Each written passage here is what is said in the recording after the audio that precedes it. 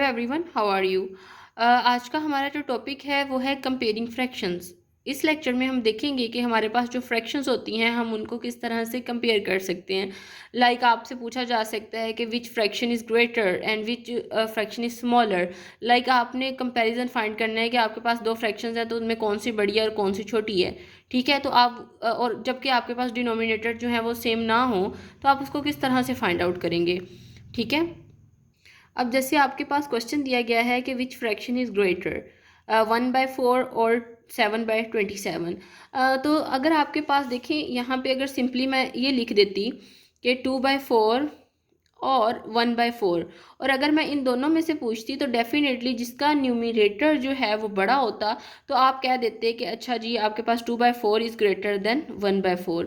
यहाँ से तो ये डिटेक्ट करना आसान है कि न्यूमरेटर जब आपके पास न्यूमरेटर से आपने डिटेक्ट करना है जब डिनोमिनेटर जो है वो सेम है।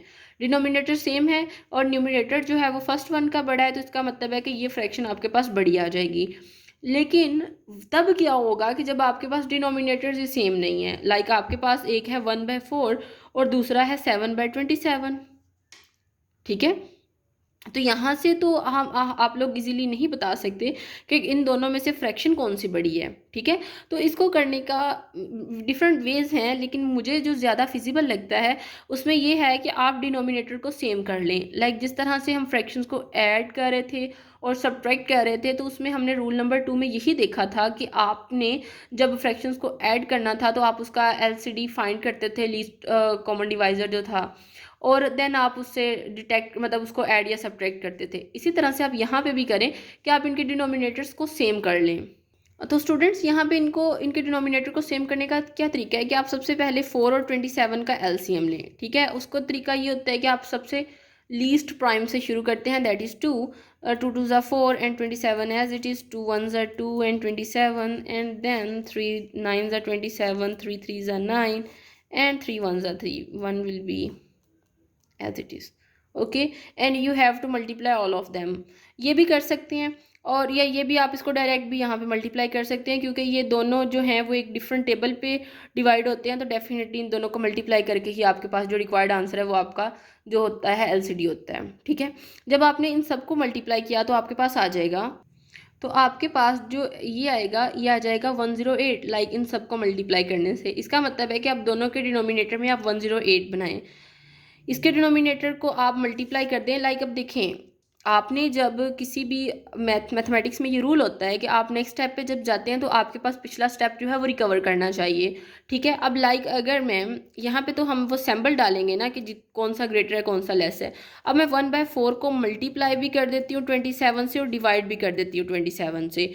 इसी तरह से मैं 7/27 को मल्टीप्लाई भी कर देती हूँ 4 से और डिवाइड भी कर देती हूँ 4 से। ठीक है, यहाँ से आप देख सकते हैं कि ऊपर आपके पास देखिए मल्टीप्लिकेशन के लिए क्या रूल होता है कि न्यूमरेटर्स जो हैं वो आपस में मल्टीप्लाई हो जाते हैं और डिनोमिनेटर्स आपस में मल्टीप्लाई हो जाते हैं। ठीक है, इसी तरह से यहाँ पे भी आपके पास आ जाएगा 7 4 ज़ा 28 and that is divided by 108। ठीक है, यानी कि आपने क्या किया कि अब देखिए ना, यहाँ से अगर मैं इन दोनों को आपस में कैंसिल कर दूँ the answer will be 1। Basically ये हमारे पास, हम इसको अगर मैथ की ज़ुबान में कहें तो फॉर्म ऑफ 1 कहते हैं, यानी कि जो कट कटा के या कैंसिल होके आपके पास 1 रह जाए, तो बेसिकली ये फॉर्म ऑफ 1 है जिससे मैंने इधर भी मल्टीप्लाई किया और इधर भी। अब आप यहाँ से देख लें कि न्यूमरेटर जो है वो किसका बड़ा है, क्योंकि डिनोमिनेटर सेम आ गए तो डेफिनेटली जो न्यूमरेटर है वो इसका बड़ा है तो ये सैम्बल आएगा। यानी कि आप कह सकते हैं अब कि 7/27 is greater than 1/4। Let me right it down here in this way। So this is your required answer। So students, here we have solved a problem related to comparing fractions। Now we will do another one, that is, ये आपके पास question है कि 3/7 greater है या आपके पास 7/17 greater है। अच्छा, इसके लिए एक और रूल भी आप देखें, अगर आपके पास डिनोमिनेटर्स में प्राइम्स इन्वॉल्व हैं, ठीक है, prime number is a number that is divisible by 1 and itself.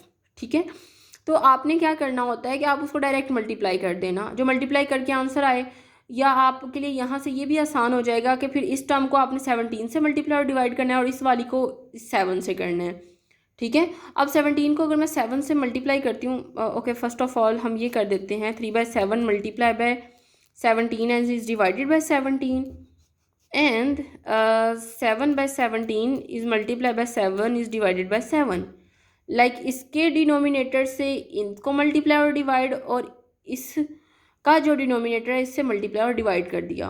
अच्छा, एक और चीज़ आप देखें कि आपके पास जो है यहाँ पे आपके पास हमने ये एलसीएम वाला मेथड अप्लाई किया, लेकिन आप इसको डायरेक्ट भी कर सकते हैं कि आप 27 से इसको मल्टीप्लाई और डिवाइड करें, उधर इसी तरह से 4 से मल्टीप्लाई और डिवाइड कर दें।